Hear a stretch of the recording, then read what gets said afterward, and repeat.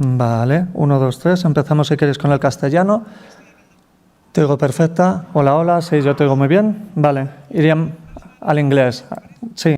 1, 2, 3, 1, 2, 3, testing the English channel, 1, 2, 3. Vale, le voy a decir a Marta que vaya por español. Voy a pegar un grito. Vale. Vale, y tú irás al inglés, a Maya, por el canal 2, ¿no? Vale, yo te oigo a ti por el castellano, Marta. No, ¿está Maya en el inglés?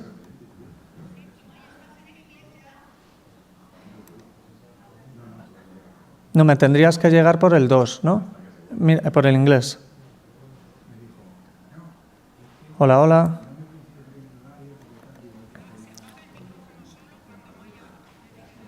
Se apaga el micrófono solo cuando Amaya apaga el canal. Cambia de canal. Eso sí es raro. Dile que prueben el otro pupitre. Por probar. Hola, Eva. ¿Y mis aplausos? Vale, hola, hola. 1, 2, 3. Sí. Marta, ¿tú me oyes? Perfecto, vale. Sí. Sí. Vale, te oigo perfecta. Te oigo muy bien, vale. Entonces, ¿pasa al... A ver, ahora por el inglés? Testing, testing, 1, 2, 3. Testing, testing, 1, 2, 3. Yo estoy hablando en inglés ahora mismo. Yo hablo en inglés. Ah, espera. A ver, Mart, ¿qué ha pasado? ¿Está saliendo por el canal de España? No, yo tengo que estar saliendo por el canal de inglés. This is the English channel. 1, 2, 3. 1, 2, 3. Dile, Sergio, ¿le dices a Marta que hable en italiano, por favor? Estamos las dos con los micro... No, pues a ver. No, ahora sí. Me gustaría que se cambiara. Oye, perdona. Sí, ya Maya en inglés. Yo ahora estoy hablando en inglés, 1, 1. Vale, perfecto. Muy bien, pues nada, creo que ya está, ¿no? Lo damos por probado. Muy bien, vale. Escuchar a Amaya cuando debería estar escuchando el original. Tienes que estar... Tú ahora estás al italiano, ¿no? Sí, estoy en el canal de italiano. Vale. Pero antes me salió Amaya y es que estaba en autorrelé. Vale, te sale en autorrelé. Pero tú ahora me oyes, vamos a pasar... Amaya ¿estás en el 2 o en el 1? Estoy en el 2. Tienes que ir al castellano. Claro, tú vas al inglés. Yo voy al inglés.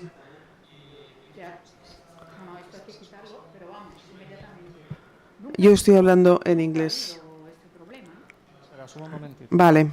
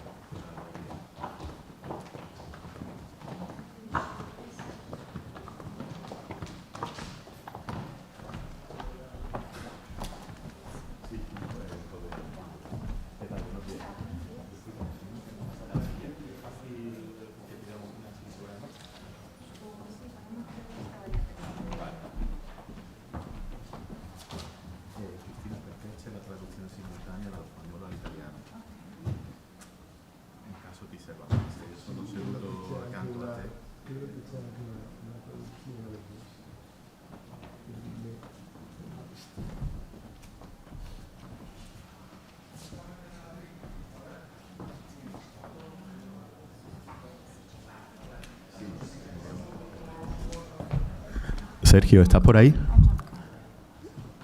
Sergio, necesita Cristina Terzaghi revisar su PowerPoint. Ah, ¿qué tal? ¿Puedes pasar a pantalla el PowerPoint Terzaghi, por favor? Sì, ma anche così lo vediamo sullo schermo grande. Sì. Ok. Così. Ok. Bueno, funziona. It works. Thank you.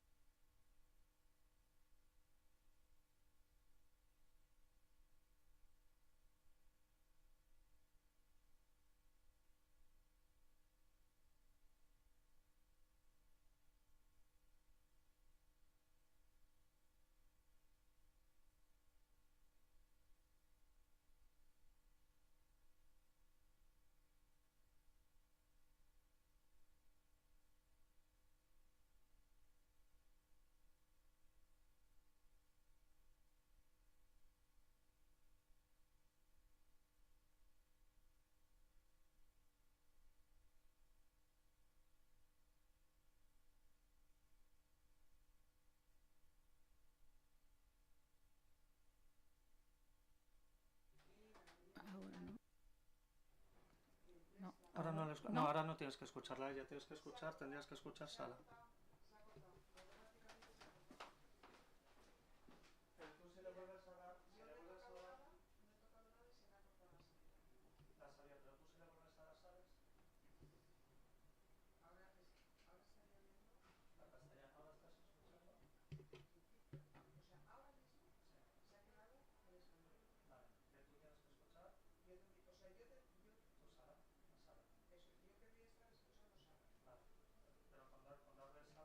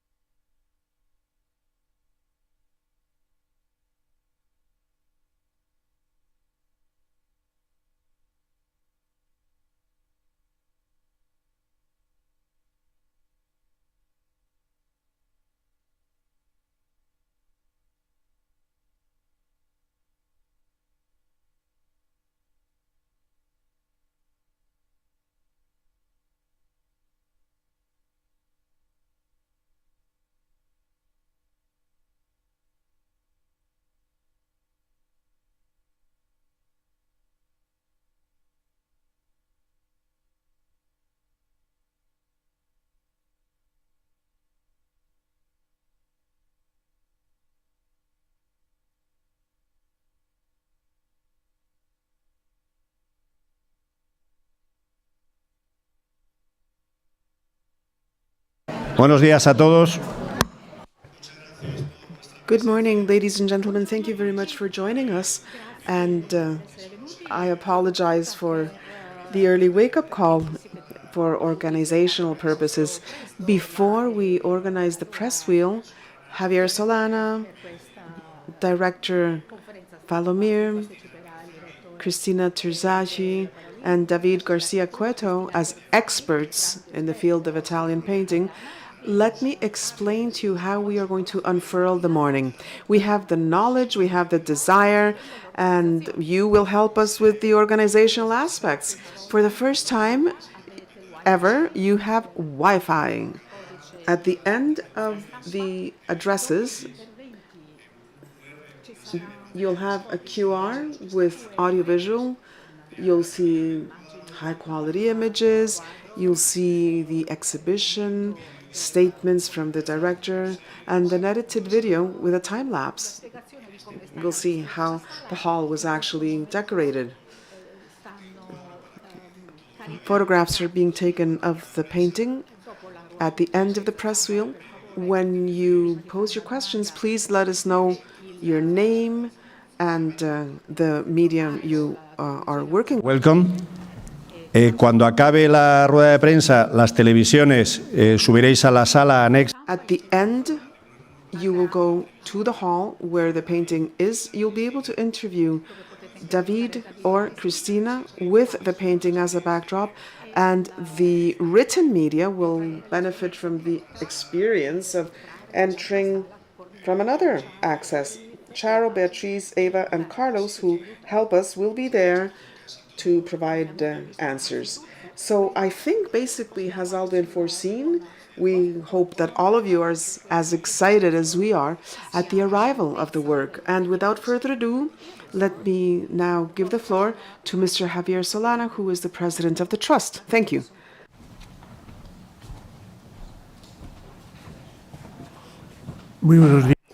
Good morning, all. And thank you so very much for being here. For the Prado Museum, it's a very important day, you can imagine. Not every day do we have the opportunity of unveiling a newly found Caravaggio. We're absolutely delighted to contribute to the painting's returning. So welcome all. I hope you enjoy these minutes, these hours, and also I hope that this painting continues to reside where it should reside, and we hope that it can be enjoyed by everyone who wants to visit it. So thank you very much, and yes, do please pay attention to the upcoming addresses.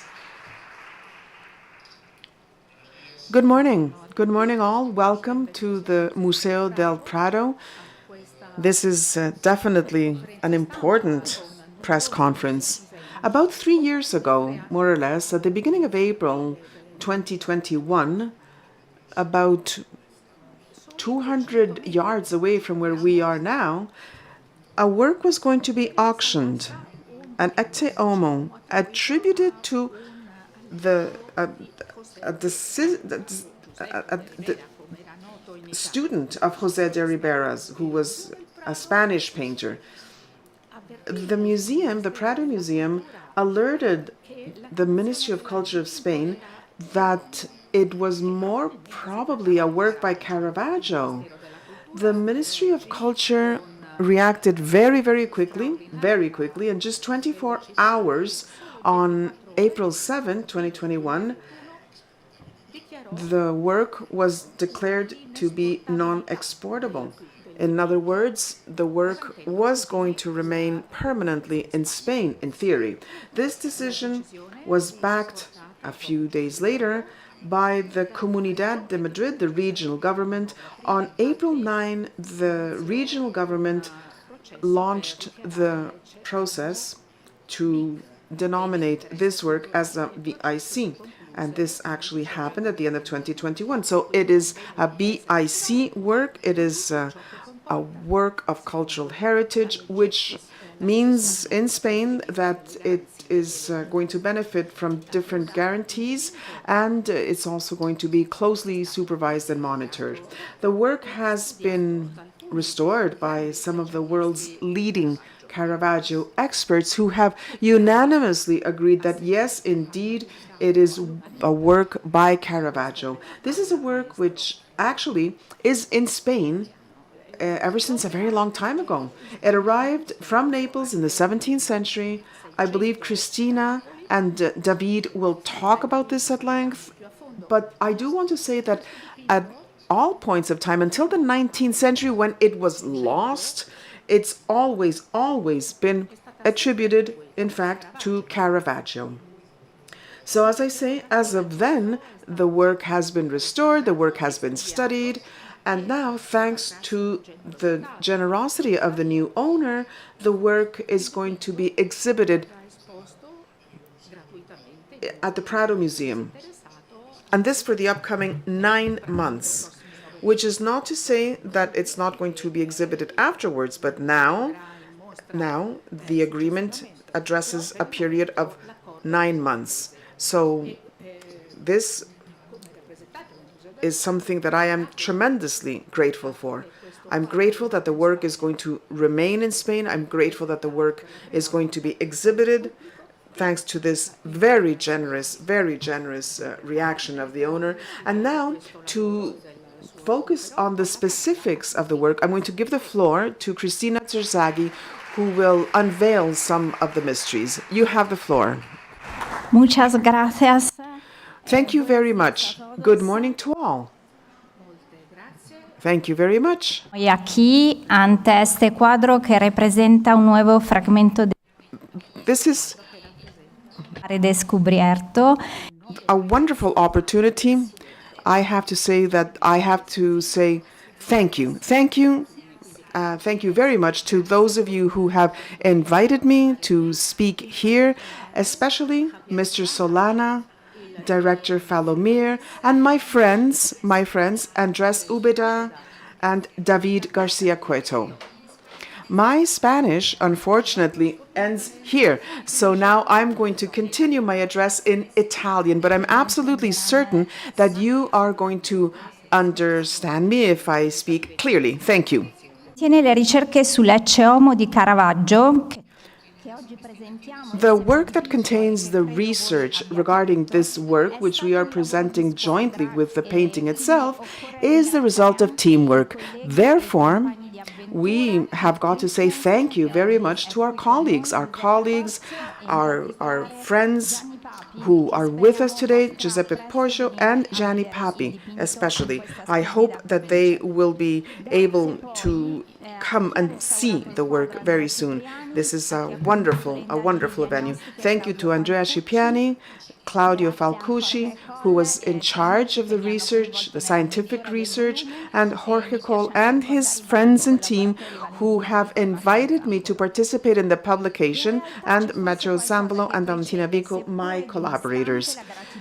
Now, there's something which is nearly as important as gratefulness, and this is the awe and amazement that the work has inspired. This work by Caravaggio is a surprising work of art because it goes well beyond our expectations. And here, let me very briefly talk about the work. I think that we know the background. On April 8th, as Miguel said, in 2021, the painting appears at an auction house in Madrid, and it's attributed to a pupil of José de Ribera's. And the initial asking amount was not very high at all.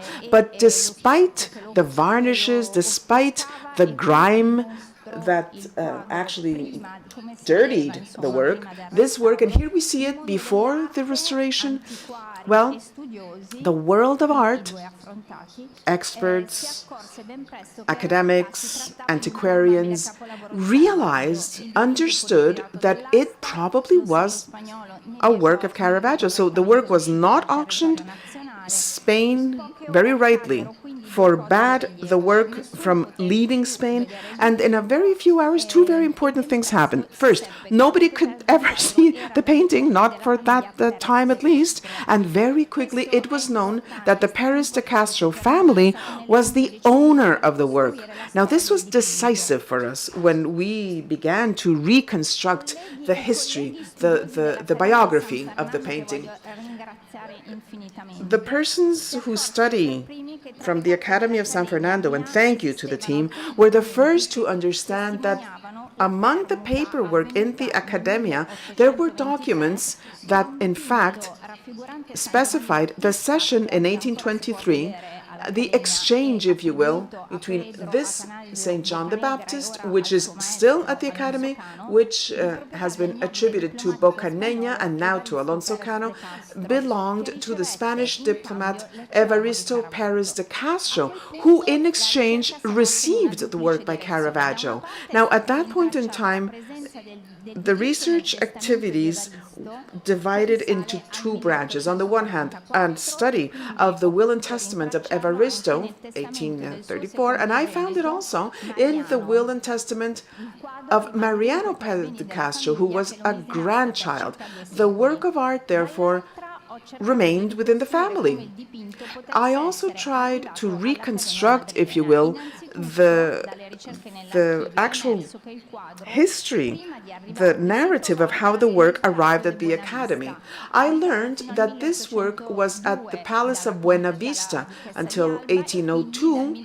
It was the residence of the Duchess of Alba, and as of 1808, it was the residence of Manuel Godoy, who was the owner, therefore, of this work of art. At the Academia de San Fernando, we see information that says that Godoy, in fact, was a very eager collector, and Charles IV presented him with many works of art. When he set up residence at the Palace of Buena Vista, this became the headquarters of the Josefino Museum of Joseph Bonaparte, and most of the works belonged to the royal collection. And Godoy was allowed to take whatever works he wanted from the Casa de Campo. In 1889, I found information regarding this work. There were records of the work. We see the measures, and it was a behold the man with two more in the style of Caravaggio, it said. So it is attributed to Caravaggio, and it was estimated to cost 2,000 reales, which was a sizable amount for the time. I was able to track the existence of the work, and I found it in 1766 in the inventory of the collection of the great king. This work, again, was returned to the wife of the Count of Castrillo. In that inventory in 1757, we see the work. Now, the research is included in the work that we have prepared for publication, and you'll see how we relate that the Count of Castrillo actually did not buy works of art for himself. No, it was actually something that the Viceroy requested him to do. And he brought from Italy this Salome with the head of John the Baptist, which is at the Real, and which is also included in the royal inventory. And it traveled in the same ship as the Ecce Homo, and probably the two works arrived at the Spanish collections at the same time. Now, this is important, and we need to remember that Philip IV asked of the Viceroy in Naples that paintings be sent to him. The work, as you can see, has been x-rayed. We see the results of the reflectography, and we found the imprints of the engraving that actually could be seen by the naked eye. On the left, we see that, and here we see on the right the graphical rendering, very clear, very clear. And when the painting was cleaned and studied, we have found the typical crossed brush strokes, typical, as I say, of Caravaggio. And here we compare with the flagellation from the Capo di Monte Museum. We see that the brush stroke is the same. So the analyses reveal a precise correspondence with Caravaggio's painting technique. And finally, after restoration, we discovered that the yellow brushstroke on the crown of thorns on the left describes, if you will, the same finishing of the crown of thorns you see in the very, very well-known work, The Passion by Dürer, which was very well known in the milieu in northern Italy, which is where Caravaggio worked as a young artist. This is important because Correggio also availed himself of this same idea, and Caravaggio, therefore, imitating this trait, actually beautifully fits into the northern Italian tradition. Research performed also allows for another important detail to be found of an iconographic nature. We see Pontius Pilate and the soldier behind the Christ are painted following a model, which is what the master used to do. He would refer to models from the street or from the theater, but the head is inspired in a very famous Milanese portrait. And we see that Caravaggio learned as a young man. So a pupil, San Pietrini of Caravaggio's, does the same. On the left, we see Giampietrino's work, and on the right, we see a wonderful panel. Here we see it, and this can be attributed to a Milanese worker from 1570, probably Simone Peterzano. And about a year back, this work was acquired by the Museum of Nantes, the Musée des Beaux-Arts.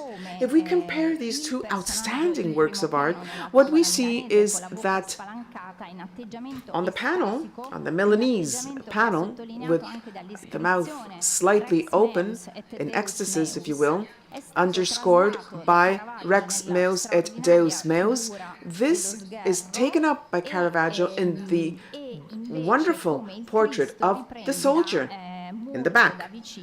But the Christ reflects very clearly the appearance of the Milanese portrayal. And this is the first time that we can actually set forth that in a work of Caravaggio's, the inspiration is not a flesh and blood model, but rather an inspiration from the past in his memory. So this makes it a very special work. Now, when was this work actually painted by Caravaggio? Well, not all of the experts agree on the dating of the work, but the first or perhaps second stay in Naples is the most probable moment in time. Why? Well, because of the traits we see in the work. The influence that we can see the same persons on the right in the Battistello-Caravaggio work, we see that this pupil of Caravaggio's takes that inspiration. It could also be a reference for this work, and Giuseppe also talks about this other work. Here we see the wonderful traits of the Battistello work, which appears on the right, and Caravaggio's work on the left. But I think that one of the most striking images is the one that we apprehend when we compare, as Gian di Papoli recommends we do, between the head of the Christ and the Davide della Borghese. Very melancholic. There's no doubt about who actually is the hand behind the painting. Thank you.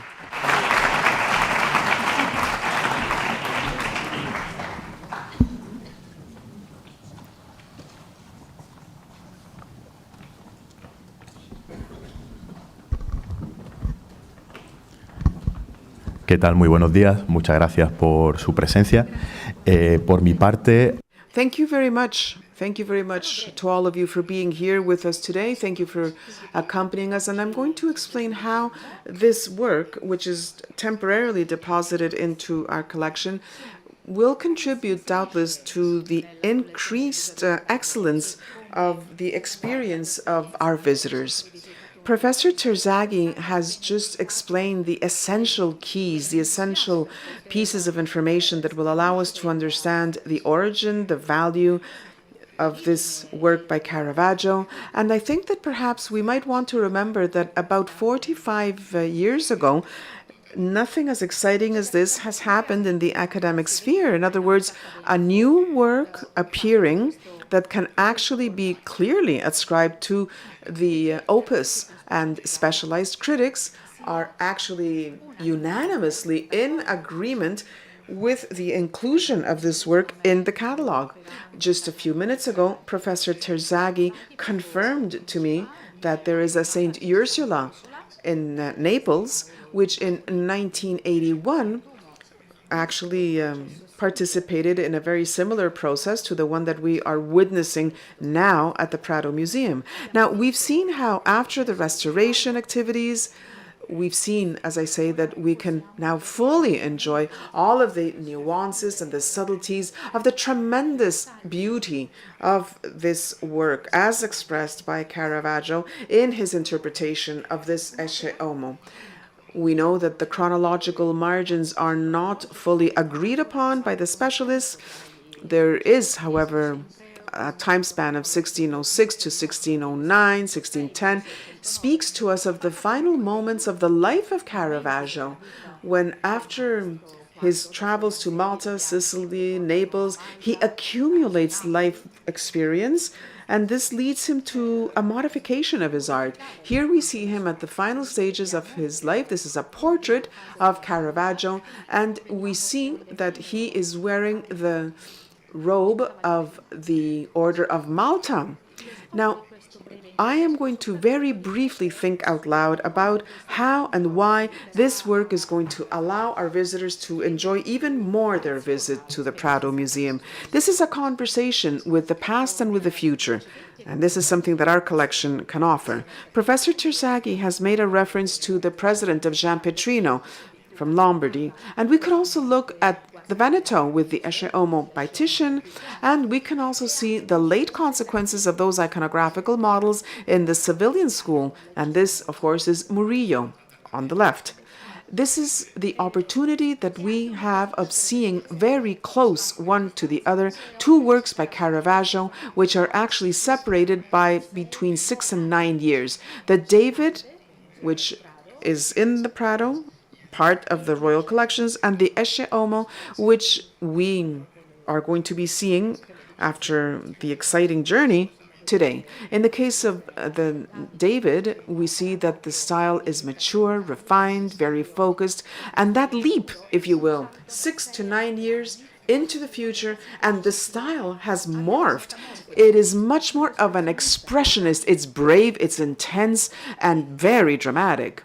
The David has for some months now, since December actually, been exhibited in Hall 7A. It's a new proposal, and what we recommend is a dialogue to be established between naturalist work from different parts of Europe. The work by Caravaggio participates in a conversation, as Professor Terzaghi says, with works from Lombardy, and here we see the work together with the flagellation. This is by Daniele Crespi, and we can see how, thanks to that work by artists from Lombardy, this helps artists to hone their skill. Here we see the work by Daniele Crespi. Also, this is going to allow us to better understand the influence of Caravaggio in Roma is going to affect the formation and development in stylistic terms of a large group of artists who are interested in that vocabulary. That would be Giovanni Serodine. Here we see St. Margaret, who is bringing a youth back to life. This is a work, and this definitely in the style of Caravaggio. And this is also the work of José de Ribera, who is steeped in the language of Caravaggio in Rome and in other observations as well, observations of works that remained in Naples. And a little bit further in time, Massimo Stanzione, an artist who is very keen to reflect on the inheritance of Caravaggio and in debt, of course, to the great master. And it's not only continental Italy that will benefit from that influence, and it's not only, therefore, those works that come from that peninsula that we will be able to enjoy, also from Sicily, thanks to Pietro Novelli, Il Monrealese. The Prado Museum owns this resurrection, and we can see the similarities in stylistic and formal terms, and this thanks to the rapprochement to the painting of the Ecce Homo. And if we go beyond Italy, if we think about where the authors come from, well, we can think also about the bonds established with Northern Europe, with the language of Caravaggio. Very strong links, very notable, very meaningful. So Rubens, who travels through Italy to learn from the classics and to learn from his contemporary painters, learning the visual strategies from the world of Caravaggio, we can see that in this Santiago, this St. James the Elder. And further north, we see a work from Utrecht, a series of experimental painters who look towards Europe and who are fascinated by the style of Caravaggio, and they will guarantee continuity to the styles that we see in the work by Caravaggio. Also, as Professor Terzaghi has mentioned, there is a very interesting situation that takes place over these months. In two different institutions in the city of Madrid, here at the Prado Museum, the work by Caravaggio, and in the Royal Collection, the Salome with the head of John the Baptist, these works that belong to the Count of Castrillo, who was responsible for the arrival of the work from Naples. So, in this case, relatively close by, just under a mile, we will be able to compare the two works and see the dialogue that is established. So the Prado Museum tries to contribute to put under the spotlight this well-known legacy, a legacy which needs, of course, for new facets and new approaches. And this, one of the more fascinating artists in the history of art, and representative. This is Michelangelo Merisici, the Caravaggio. Thank you very much.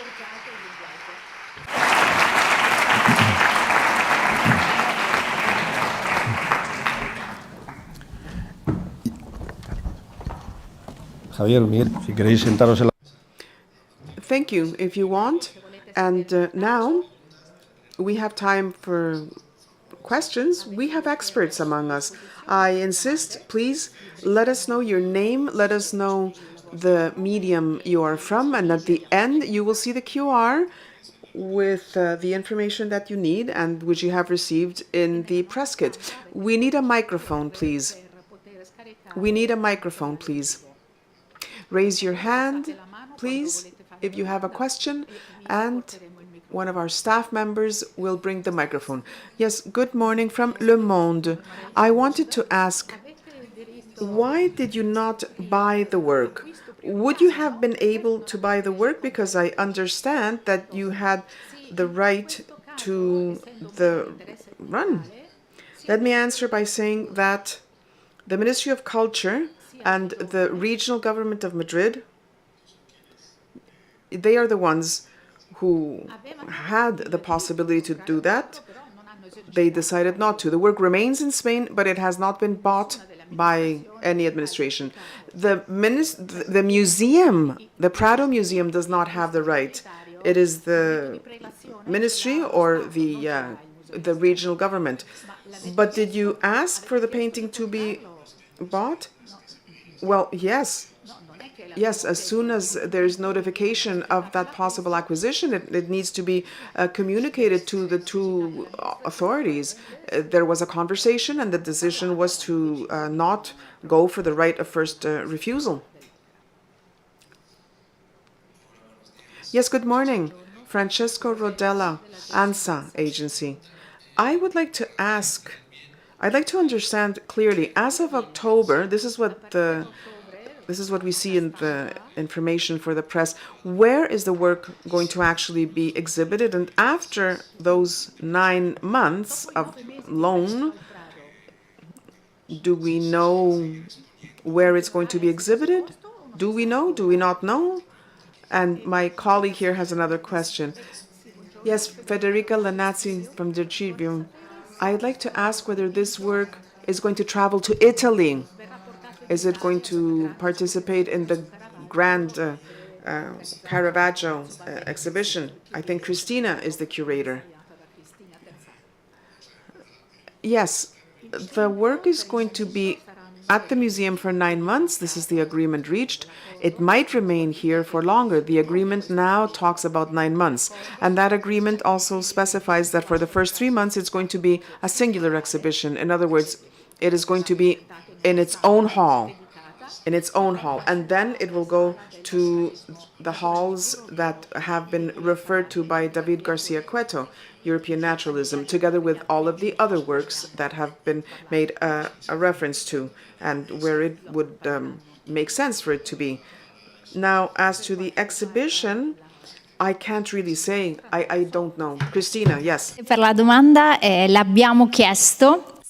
Thank you. Thank you very much for the question. Thank you for the question. We have requested it. We would be absolutely delighted to receive the work, and we hope that the Prado and the current owner especially be that generous with us. Thank you.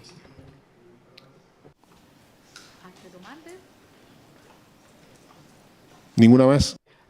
No more questions? No? Well, in that case, once again, thank you. Thank you very much. Thank you very much for having joined us. And we now are going to view the work. Please follow the instructions that you have been given by Carlos, because we want all of you to enjoy the visit in the best possible manner. Thank you all very, very much.